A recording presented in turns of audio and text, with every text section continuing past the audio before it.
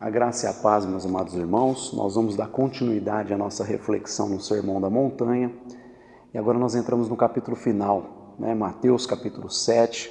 Eu gostaria de ler os 5 primeiros versos desse capítulo e posteriormente nós lermos alguns outros versículos a fim de entender o ensino de Jesus sobre esse assunto.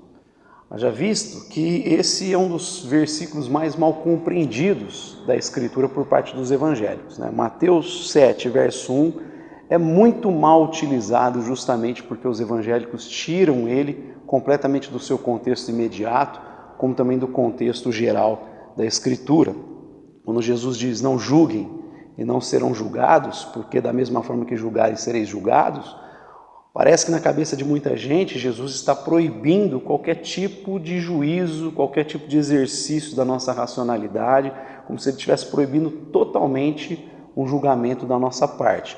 O que evidentemente é um absurdo, visto a continuidade de Mateus 7, como também de outros textos que nós nos deparamos na palavra de Deus, quando Paulo escreve aos Coríntios, por exemplo, que os cristãos irão julgar os anjos, que dirá as pequenas coisas desse mundo, que dirá as causas que havia entre eles lá, onde um levava o outro para os tribunais, e Paulo diz, olha, será que não tem sábios entre vocês para julgarem essas coisas, a fim de que vocês não se tornem um escândalo para o evangelho, levando essas coisas entre os pagãos? E aí ele vai complementar dizendo, ou vocês não sabem que nós julgaremos os anjos. Então, como é que nós não vamos julgar? Como é que nós não devemos emitir algum tipo de julgamento? Jesus, por exemplo, em João 7 vai dizer, não julgue segundo a aparência, mas segundo a reta justiça. Então não há proibição. E é fato que nós compreendemos isso em outras esferas. Nós criticamos os políticos do nosso país acertadamente quando eles se envolvem em corrupção. Nós emitimos o julgamento diante de coisas evidentemente erradas.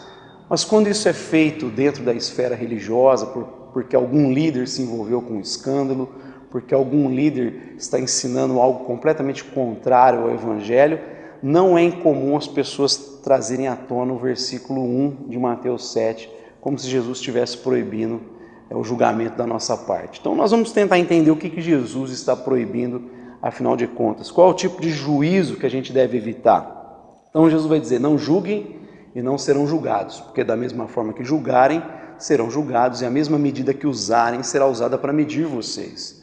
Porque você repara no cisco que está no olho do teu irmão e não se dá conta da viga que está em teu próprio olho? Como é que você pode dizer ao teu irmão, deixe-me tirar o cisco do teu olho quando há uma viga no teu? Hipócrita, tira primeiro a viga que está em teu olho, então verás claramente para reparar o cisco que está no olho do teu irmão.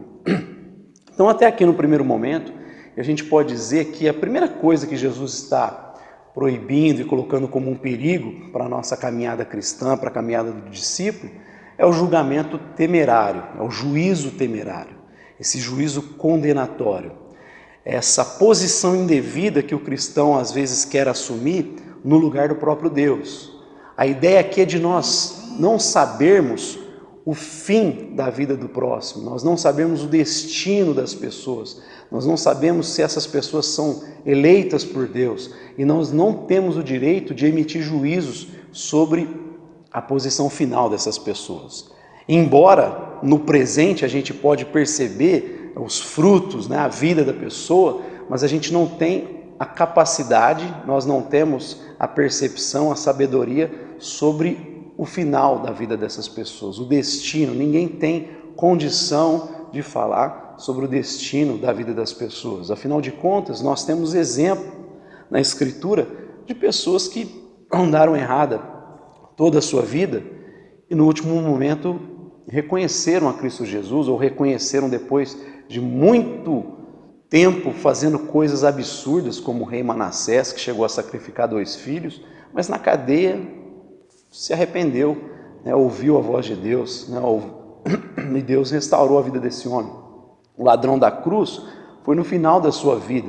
Então nós não temos esse direito de nos colocarmos num lugar indevido. Só Deus sabe o destino dos homens. Só Deus sabe aqueles que lhe pertencem, aqueles que são propriedade sua. E mesmo aqueles que porventura têm um pensamento equivocado, apóstata, não significa que ali não há um coração não regenerado. Afinal de contas, a santidade é um processo, entender os caminhos de Deus é um processo de crescimento. Nós não temos o direito de nos colocarmos no lugar de Deus. Esse juízo temerário, condenatório que a gente deve evitar. Mas também um segundo a gente pode destacar aqui, que é o julgamento precipitado. Nós temos essa tendência de falar sem conhecimento de causa. E é exatamente o que Jesus disse no texto que eu citei de João 7. Não julguem segundo a aparência, mas segundo a reta justiça. E nós muitas vezes somos precipitados, rápidos em julgar as pessoas pela aparência. Somos como Samuel, que logo olhamos para as pessoas, com certeza esse será o rei de Israel. Olhamos o semblante, olhamos a estética, olhamos às vezes o temperamento, o jeito, mas só Deus sabe aqueles que de fato Ele colocou o seu espírito e tem um propósito diferente. Aí Ele se surpreende porque o rei seria o caçulinha, o menor, o Davi. Então a gente tem esse costume de, às vezes, colocar rótulo nas pessoas, simplesmente porque, como a gente costuma dizer na sociedade brasileira, não bateu o santo, as pessoas costumam falar, E a gente imediatamente se afasta das pessoas porque emitimos juízos precipitados, ou porque alguma coisa foi levantada sobre determinada pessoa, você ficou sabendo de algo e nunca vai averiguar, nunca vai ouvir da boca da própria pessoa, e a gente logo toma como verdade coisas que foram ditas. Você imagina se fizesse isso sempre, você faria até com Jesus no contexto dele, já que pelos fariseus religiosos ele expulsava demônio pelo dedo do demônio. Eles diziam que Jesus era beberrão, amigo de publicanos e pecadores. Então eles tentavam fazer de tudo para colocar a reputação de Jesus de uma maneira ruim, pejorativa. Então nós não podemos abraçar tudo aquilo que é dito sobre os outros como verdade. Isso é ter um juízo precipitado, um julgamento precipitado que Jesus está ensinando que nós devemos evitar. Esse é um segundo perigo, mas a gente pode destacar em um terceiro perigo aqui, que é o julgamento hipócrita. Esse é o grande perigo nosso aqui nesse texto, especialmente.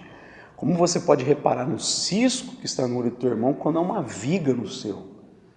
Muitas vezes nós temos misericórdia conosco, mas pouca misericórdia com o próximo, pouca consideração pelo próximo.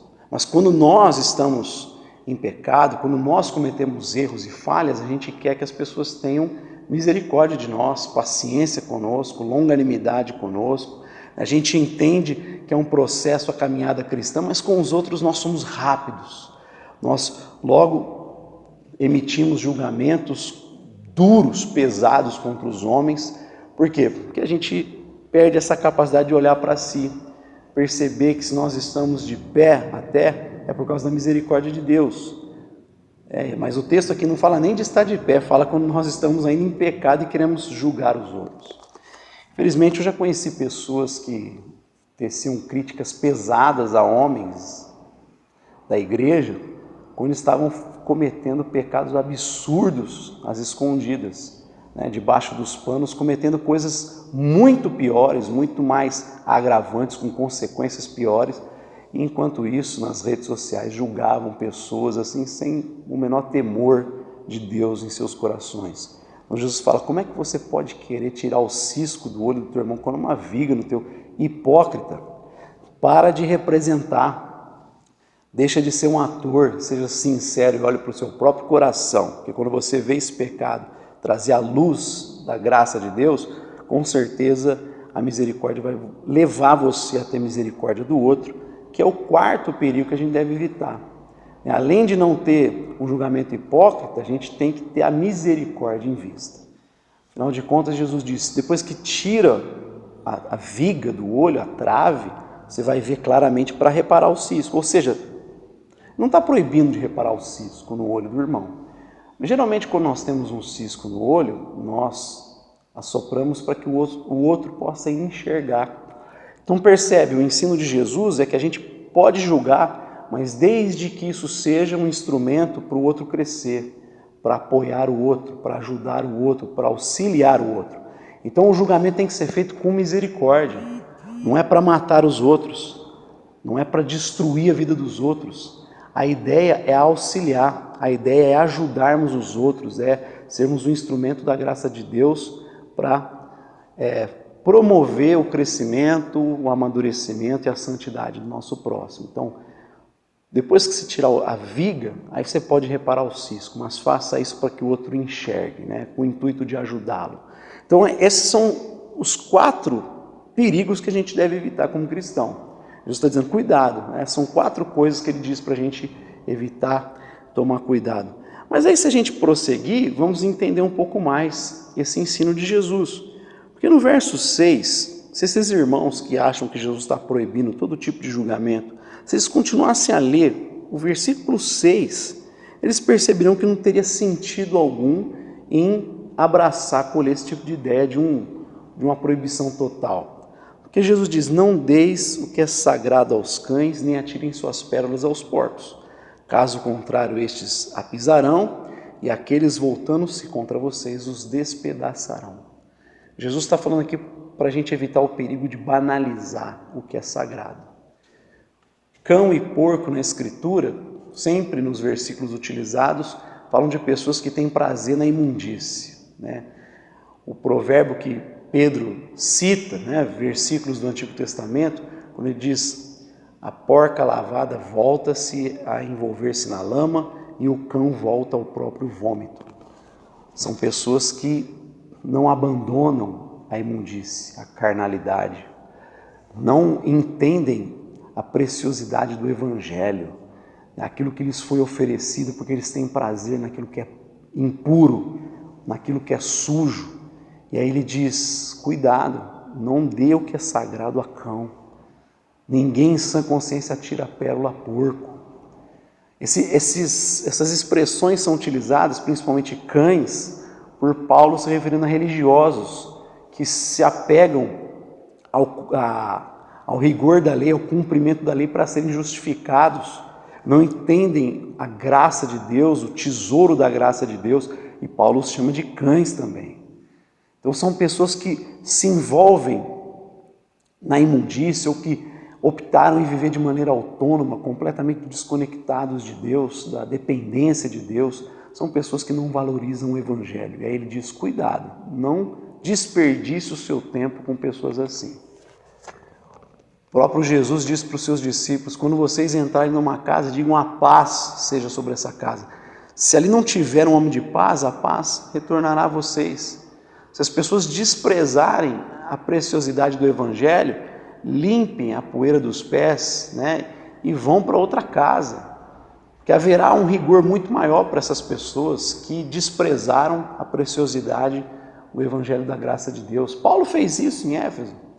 Ele ficou ali semanas pregando na sinagoga e quando começaram a falar mal do caminho, Paulo falou, de agora em diante eu vou para os gentios, cumpriu o meu papel, limpou a poeira dos seus pés e partiu para pregar para os gentios. Ele não desperdiçou o Evangelho com gente que tem prazer na imundície. Na caminhada a gente precisa aprender a fazer esse discernimento.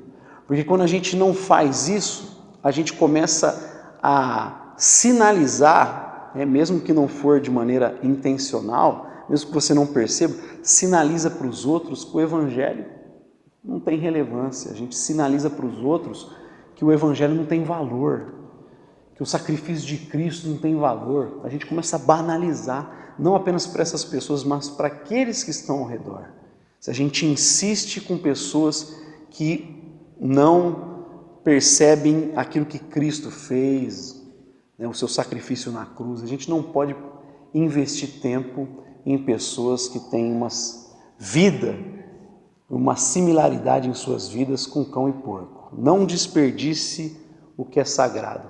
Não banalize o Evangelho da graça de Deus. Esse é um outro ensino que a gente aprende aqui. E o último que a gente deveria aprender muito é quando Jesus diz, cuidado com os falsos profetas. Cuidado com os falsos mestres. Eles vêm até vocês vestidos em peles de ovelha, mas por dentro são lobos devoradores. Pelos seus frutos vocês os reconhecerão. Pode alguém colher figo de um espinheiro, uva de um espinheiro, figos de ervas daninhas? Da mesma forma, toda árvore boa dá frutos bons, toda árvore ruim dá frutos ruins. A árvore boa não pode dar frutos ruins, nem a árvore ruim pode dar bons frutos. Assim, pelos seus frutos, vocês os reconhecerão. Ou seja, Jesus está dizendo que a gente tem que tomar cuidado com aqueles que usam o púlpito.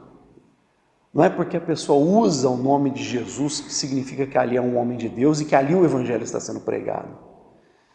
Jesus está dizendo que a gente tem que ter atenção, cuidado. Cuidado por quê? Porque você pode destruir a sua vida quando você acolhe um falso ensino. Aliás, em Malaquias, Deus vai dizer que tinha transformado as bênçãos dos israelitas em maldição, justamente porque eles se colocaram debaixo de um falso ensino, de um falso sacerdote, e tem muita gente destruindo a sua vida, e às vezes nem está dando conta disso, talvez vai dar conta lá na frente, né, numa situação onde pode ser tarde demais, porque não percebe o rigor, né, a importância desse ensino de Jesus. Cuidado com os falsos profetas. Eles parecem ovelhas, mas não são. E como é que a gente reconhece um falso profeta? Primeiro, a gente reconhece um falso profeta pelo seu ensino. E a gente tem que começar a analisar o ensino das pessoas e comparar com a Escritura, com aquilo que a Bíblia diz. A gente tem que aprender com os cristãos de Bereia, os bereanos, que Paulo diz que eram mais nobres que os de Tessalônica, porque quando Paulo falava, eles estavam ali averiguando na Escritura se aquilo que Paulo dizia estava de fato batendo com a palavra de Deus. Essa é a postura do cristão. Não importa se ele conhece há muito tempo, a gente tem que ser cativo da palavra de Deus. A gente precisa ouvir o ensino e ver se não está sendo deturpado, equivocado. Então a primeira coisa, o ensino. A gente sabe pelo ensino. Se aquele ensino não bate com aquilo que os apóstolos nos transmitiram, meus irmãos, descartem, saiam dessas igrejas. Há muita igreja que tem ensinado absurdos na nossa própria cidade, Ribeirão Preto. Eu tive uma sobrinha que participou muito tempo de uma igreja grande da nossa cidade, né, que ensinava coisas que relativizavam o sacrifício do próprio Jesus. Quando falavam que as pessoas precisavam quebrar a maldição em suas vidas, pessoas que já tinham entregado a vida para Cristo, precisavam ainda participar de campanhas, precisavam doar dinheiro, fazer uma série de coisas para que essas maldições fossem quebradas, como se a cruz de Cristo não fosse suficiente. Um movimento grande no Brasil prega isso. A Sara Nossa Terra, ela prega isso de maneira explícita, inclusive ficam confinados somente àquilo que os seus líderes dizem, somente aquilo que eles falam. Nessa mesma igreja, eu conheci uma moça que esteve conosco, que foi advertida pelo bispo daquela igreja, porque ela simplesmente foi orar com outro irmão no monte da cidade. Ele diz: olha, você não pode sem pedir autorização, porque fazendo isso você fica vulnerável a demônios, a potestades. Da onde ele tira esse tipo de ideia? Da Bíblia não é. Isso é pretexto para poder ter domínio sobre as pessoas. É por isso que é tão importante o princípio do sola escritura. Nós, como igreja reformada, a gente continua o legado de Lutero, de Calvino, especialmente, que nós nos identificamos com o ensino, nós acolhemos para a nossa vida, né? Entendemos que foi um grande homem de Deus, mas a gente acolhe justamente porque as pessoas não podem ser dominadas como esses homens fazem. Elas precisam ter consciência, elas precisam gerar uma consciência a partir do Evangelho, da leitura do Evangelho. E todos nós, pastores, membros, somos cativos à palavra de Deus. Então, quando nós colocamos o princípio protestante, evidentemente que vai ficar ovelhas indóceis, né? Não vão ser manipuladas, não dá para manipular. Por quê? Porque conhece a Escritura e a palavra de Deus. Mas nesses ambientes onde você limita somente aquilo que o líder fala, você fecha a porta para todos os autores cristãos e toda a riqueza que a gente tem na tradição cristã, porque o membro só pode repetir aquilo que o determinado autor fala, né? Que determinada pessoa fala, né? O líder desse movimento, especialmente, que escreve muitos livros para para a sua igreja, eles só leem esse tipo de livro. Eles não têm autorização para ler nada fora daquela bolha. E é por isso que vão, né, ficando de uma maneira refém desses homens, não conseguem ter percepção nenhuma, nenhum tipo de senso crítico. É óbvio que com a internet vai ficando difícil para esses homens. Graças a Deus, a internet tem um lado bom, a gente ter acesso a outros pensadores, outros homens, e muitos têm acordado, o Espírito tem acordado muita gente desse meio aí de igrejas como essa, e esses têm procurado auxílio em outras igrejas que levam a sério a palavra de Deus. Mas Jesus está dizendo, cuidado com os falsos profetas, você vai reconhecer pelo ensino deles, segundo, pelo caráter, que ele está falando de caráter, fruto. Pelos seus frutos vocês os reconhecerão, porque quem está em Cristo Jesus, quem anda no Espírito, e a ideia de Paulo em Gálatas de andar no Espírito, não é a gente rodopiar, não é gritar, não é falar vários idiomas. Pode até acontecer de falar em idiomas diferentes, né, para comunicar as maravilhas de Deus, mas a ideia de Paulo lá é que andar no Espírito significa ter um caráter transformado à imagem e semelhança de Deus. A imagem e semelhança de Cristo Jesus, que é o nosso irmão mais velho. É que nós fomos feitos para sermos conforme Cristo Jesus. E quando nós andamos no Espírito, nós vamos manifestando o fruto do Espírito. Amor, paz, longanimidade, mansidão, domínio próprio. Contra essas coisas, Paulo diz, não há lei. Isso significa andar no Espírito. Não andar segundo a carne, mas segundo o Espírito. Ter o caráter de Cristo Jesus na nossa vida. Então a gente reconhece pelo fruto, se esses homens de fato parecem com Jesus, se eles têm uma vida semelhante a Jesus, se eles têm essa doçura no ensino, se eles estão inclusive abertos para aqueles que o rejeitam e continuam estendendo o cálice para essas pessoas, como Jesus fez com Judas. Apesar da tua maldade, Judas, o cálice está aberto para você molhar o teu pão. Aquele que Jesus está ali até o final com o cálice para Judas, acolhendo. Será que esses homens têm essa mesma postura de Jesus? Será que esses homens têm domínio próprio em relação a coisas materiais? Que é uma outra coisa que a gente pode acrescentar aqui para discernir esses falsos mestres. É sobre a ambição que esses homens têm. Qual a ambição? Porque muitos desses caras, a ambição não tem nada a ver com as coisas celestiais, tem a ver com coisas terrenas. Tem a ver com status, tem a ver com o nome da igreja, o nome do sujeito que está à frente da igreja.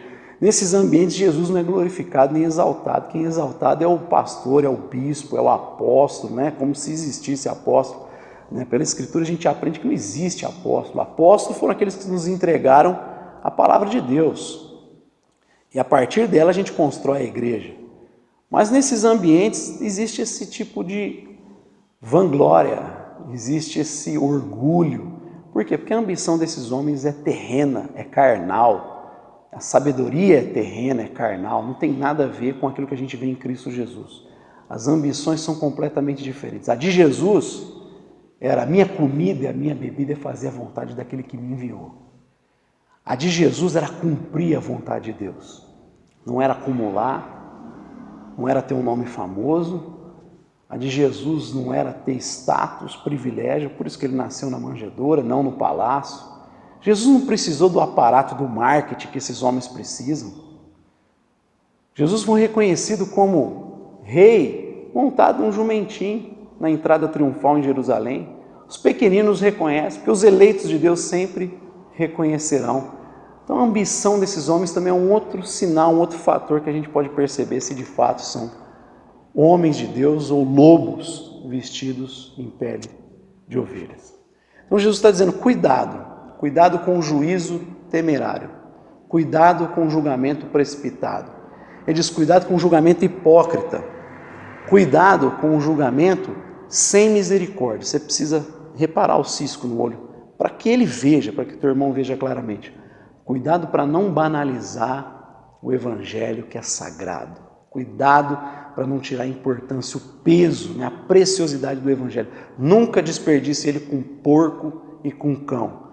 E cuidado com os falsos profetas. Meus irmãos, não dá para fazer isso, esses dois aqui, sem juízo, sem julgamento. Então o que Jesus está proibindo aqui não é o julgamento total, absoluto. É até curioso porque as pessoas, quando usam esse versículo 1, elas ao mesmo tempo estão julgando aqueles que estão julgando, né?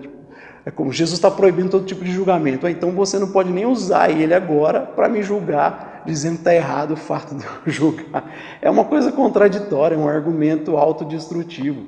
É óbvio, Jesus está condenando esse tipo de julgamento que nós vimos aqui no texto, essas possibilidades, mas não impedindo cada um de nós de exercermos a nossa racionalidade. O que ele fala é para a gente fazer isso com responsabilidade. Faça isso com muita responsabilidade. Não é todo mundo que a gente vai identificar como porco, cão, porque desprezou o evangelho. Mas existem pessoas que têm prazer na imundície e esses a gente tem que ter muito discernimento. Com os falsos profetas, muito discernimento. Avalie o ensino, o caráter, você pode avaliar inclusive a ambição desses homens, se é terrena, se é celestial. Isso nos ajuda a fazer isso com responsabilidade. Eu espero em Deus que a gente, de fato, viva esse princípio da maneira correta, não se omitindo como muitos têm feito e deixado de exercer o seu juízo responsável e, inclusive, expor essas pessoas que são um escândalo para o Evangelho, porque usam o nome de Cristo de Jesus de maneira errada, para os seus próprios prazeres e ambições. E a gente tem que evitar a omissão, mas também não cair numa irresponsabilidade, sair colocando o dedo na cara de todo mundo, fazendo o que Jesus também condena. Não podemos incorrer naqueles perigos que eu citei aqui. Que Deus nos dê graça para viver isso. Vamos orar. Pai Santo, que nós possamos viver de fato esse princípio nas nossas vidas. Esse versículo é muito mal compreendido, é fato isso. Porque as pessoas têm caído numa omissão e permitido que, inclusive, a tua igreja seja vista de uma maneira generalizada, como se todo pastor tivesse intenções carnais, terrenas, como se todas as igrejas fossem exploradas, os membros fossem dominados pelos líderes. E tu sabe que não é assim, nós sabemos que não é assim, há muita gente boa, há muita gente que entende o Evangelho, e é por isso que a gente precisa se posicionar em relação a falsos profetas, em relação a pessoas que têm prazer naquilo que é impuro, na imundície, erguermos a nossa voz em relação a esse tipo de gente, para que fique nítido a diferença do teu Evangelho, da tua igreja, que o Senhor nos dê essa capacidade para fazer isso com responsabilidade sempre. É o que eu peço em nome do teu Filho Jesus. Amém. Meus irmãos, que o amor de Deus, a graça de Cristo e a comunhão do Espírito seja abundante com a vida de cada um de vocês. Deus abençoe.